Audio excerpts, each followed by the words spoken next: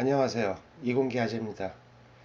이번 영상에서는요, countIf라는 함수하고 조건부 서식이라는 기능을 이용을 해서 중복 데이터에 대해서 체크를 하는 강의를 만들어 보겠습니다. 그리고 이제 중간중간에 팁들이 좀 있을 건데요. 필터로 검색할 때 뭐 간략하게 좀 할 수 있는 방법하고 단축키, 데이터 이동 간의 단축키죠. 그리고 VBA 매크로 샘플도 제 블로그를 통해서 제공이 될 겁니다. 제가 여기다 간략하게 설명을 해 놨습니다만 이제 찾을 범위가 되겠고요. 뒤에 인수는 찾을 값이 됩니다. 여기에 설명을 해 놨으니까 영상을 잠깐 멈추고 보셔도 관계 없겠죠. 자, 이렇게 값이 들어갈 수도 있고요. 셀 주소가 들어갈 수도 있고요. 찾을 범위가 되겠죠. 자, 이 14로 와서 테이블 제가 2라고 해놨는데, 자, 이거는 제가 엑셀의 이름 정의라는 걸 이용을 한 건데요. 자, 이 X라는 시트로 와서요. 여기에서 A2를 클릭을 하신 다음에 Shift 컨트롤 우측 키면은 데이터의 끝으로 가고요. Shift 컨트롤 방향키 밑에를 누르시면은 이렇게 해서 테이블 데이터 전체를 선택을 하실 수가 있고요. 자, 이렇게 했더니 여기 이름 상자라고 보이죠? 이름 상자 부분에서 테이블 1이라고 미리 제가 정의를 해 놨는데, 자, 보여드려야 되니까 또 다르게 제가 정의를 해 볼게요. 테이블 3 엔터. 자, 그러면은 지금 선택할 영역에 대해서 테이블 3이라고 영역이 정의가 된 거고요. 카운트 if로 와서요. 자, 여기에서 테이블 2나 3이나 똑같긴 한데, 자, 테이블 3으로 바꿔줘 볼게요. 테이블 3 엔터 해서 여기에서 B14에 있는 값을 검색을 해서 몇 개인지 가지고 와라, 그 뜻이죠.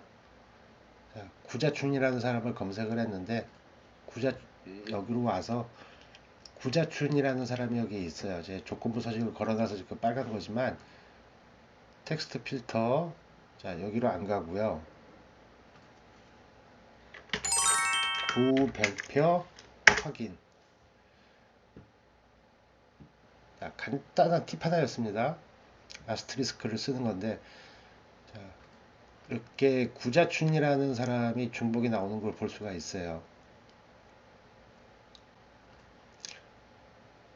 그래서 제가 여기에서 지금 C14, D14에는 브이로그를 연동을 해놨지만 이름을 입력하는 순간 이 사람이 중복인지 아닌지, 중복으로 있는지 없는지 갖고 오기 위해서 countIf라는 함수를 활용을 한 거죠. 자, 여기에서 구순의 중복이 아닌 분들을 입력을 해볼게요. 구순회. 자, 학번 연락처를 가지고 오고 중복은 1이 돼 있으니까 테이블 3이라는 영역이 하나밖에 없다는 뜻이니까 구순회라는 분은 데이터가 이렇게 하나밖에 없는 거죠. 자, 그리고 이제 조건부 서식이요. 필터 먼저 다 끄르고요. 조건부 서식도 마찬가지로요. Shift 컨트롤 밑에 키 해서 이름만 선택을 하고요. 그 다음에 요 홈 메뉴에서 조건부 서식 클릭, 셀 강조 규칙, 중복값 해서 중복값에 대해서 적용할 서식해서 색을 어떤 걸 채울 건지 이렇게 옵션을 선택을 하실 수가 있고 확인. 자, 이렇게 하면은 중복되는 데이터에 대해서 보실 수 있는 거예요. 그리고 여기에 지금 또 중복값이라고 제가 countIf를 걸어놨는데 똑같이 적용을 한 거고 여기에다가도 똑같이 제가 조건부 서식을 적용을 해본 거예요. 이렇게 하니까 어떤 데이터가 중복인지 쉽게 아실 수가 있죠. 대신에 여기에서는 조건값이 1보다 클 경우에만 조건부 서식을 건 거기 때문에 여기선 제가 조건부 서식을 Shift 컨트롤 밑에키해서 어떻게 걸었냐면은 조건부 서식 강조 규칙 보다 큼 해서 다음 값보다 큰 셀의 서식 지정 해서 다 값보다 커야 되니까 1 해놓고 확인. 이렇게 해서 제가 지정을 해 놓은 겁니다. 자, 다시 카운트 if로 와서요. 아까 전에 여기에서 보시면은 강민지라는 분에 대해서는 중복하고 3개가 돼요. 나머지 밑에 2개를 잡을 수가 없죠. 이렇게 카운트 if라는 녀석하고 조건부 서식을 활용을 해서 중복하는 방법에 대해서 알아봤어요. 알아봤는데 차이가 뭐냐면은 조건부 서식은 이렇게 원본이 있는 곳에서만 표기가 가능해요. 하지만 카운트 if라는 녀석은 원본이 있는 시트 외에도 다른 시트에서도 중복이 체크가 가능하다는 거죠.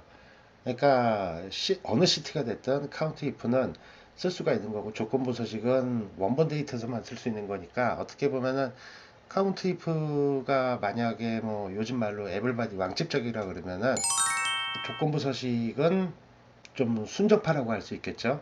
그쵸? 여기에서 쓸 표현인지는 모르겠는데 자 이렇게 되고요. 자 이렇게 카운트 if와 조건부 서식에 대해서 설명을 드렸고요. 차이점도 이렇게 설명을 드렸는데 아까 전에 이름 정의라는 팁이 있었지만 여기에 지금 제가 미리 써놨습니다. 이렇게 써놨는데 이렇게 써놓은 거는 여기에서 이 14에서 참조하는 영역이 되고 이거는 샘플을 받아서 보시면 아시겠지만 제 참조 범위가 느낌표가 들어가고 달러 표시가 들어가죠.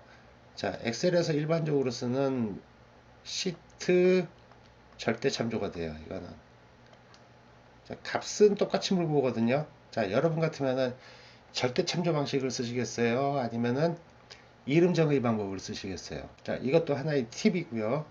자, 중복 나눈 데이터에서 이렇게 배워봤지만 체크만 했지 실제로 데이터는 갖고 오진 못해요. 물론 이제 갖고 올 수 있는 방법이 있어요. 뭐냐 하면은 이제 인덱스나 인덱스 함수에다가 매치 함수를 써서 이런 매치 함수를 써가지고 해당되는 데이터의 위치를 지정을 해서 갖고 오는 방식이에요. 근데 이 방식은 엄밀하게 따지면은 자, 이용식이라는 분이 있으면은 또 여기 이용식이 있지만 이 20이라는 위치를 지정을 해서 가져와야 돼요.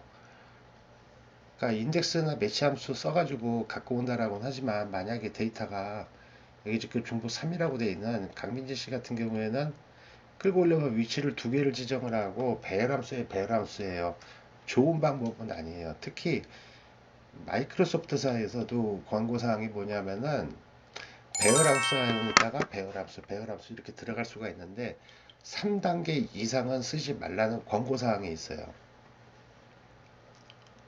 자, 그래서 저는 인덱스나 이런 매치 함수를 통해서 데이터를 갖고 오는 방식은 권하지 않습니다. 대신에 여기에 제가 실행이라는 버튼을 미리 만들어 놨는데 이걸 눌러 볼게요. 클릭. 자, 강민지라는 분에 대해서 중복이 나는 데이터를 일괄적으로 끌고 오게 해놨어요. 자, 오늘 강의는 거진 끝나긴 했지만 다음 강의는 제가 VBA 영상을 올릴 건데요. 자, 지금 이 코드는 제가 제 블로그에 올리니까 제 블로그에서 받아보실 수가 있고요. 별도로 보시겠다는 분 보셔도 관계없어요. 자, 제가 이제 다음 강의 때는 이번 강의를 기준으로 해서 이제 다른 시트에서 3가지 정도 조건을 충족을 해서 중복 데이터까지 가져오는 강의를 만들어 보도록 하겠습니다.